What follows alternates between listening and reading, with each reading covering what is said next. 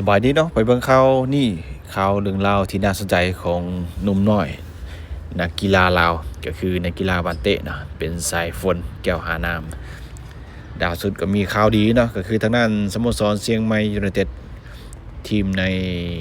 ไทยลีก2เนาะทีมในไทยลีก2ก็ได้มีการเปิดตัวสายฝนแก้วหาน้ำกองหน้าของทีมชาติลาวคนเกิน19ปีเนาะ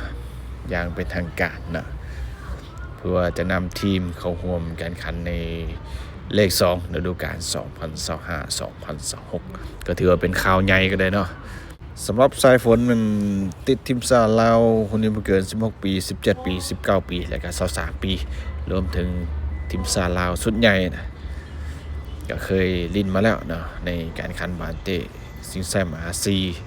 2027รอบคัดเลือกที่ผ่านมานะส่วนมาเส้นทางการเป็นนักกีฬาบาสเตะในลีกประเทศไทยก็เริ่มต้นกันที่อะคาเดมี่ของทีมสมุยยูไนเต็ดก่อนย้ายไปเล่นให้กับทางด้านนนทบุรียูไนเต็ดและก็มาลาเรน่า FC ซึ่งว่าทางด้านสายฝนแก้วหาน้ำก็สร้างผลงานอย่างโดดเด่นเนาะได้รับการ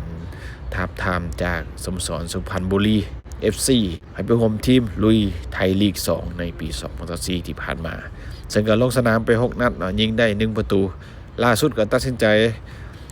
จะประกาศเซ็นสัญญาร่วมกับทางด้านเชียงใหม่ยูไนเต็ดเพื่อเข้าร่วมการแข่งขันในไทยลีก2ต่อไปนะจะเป็นเลข2นะก็คือหอบขากับกาสมเสยทางด้านสายฝนแก้วหาน้ำเนาะที่ว่าสู้ซนสามารถก้าวไปอยู่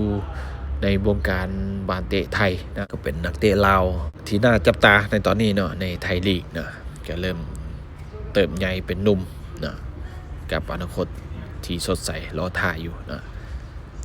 ก็เป็นข้อมูลย่อๆเนาะส่วนมาข้อมูลอื่นอาจจะมีการแปะลิงก์ไปเบิ่งกันแล้วกันผลงานของทางด้านสายฝนแก้วหาน้ำ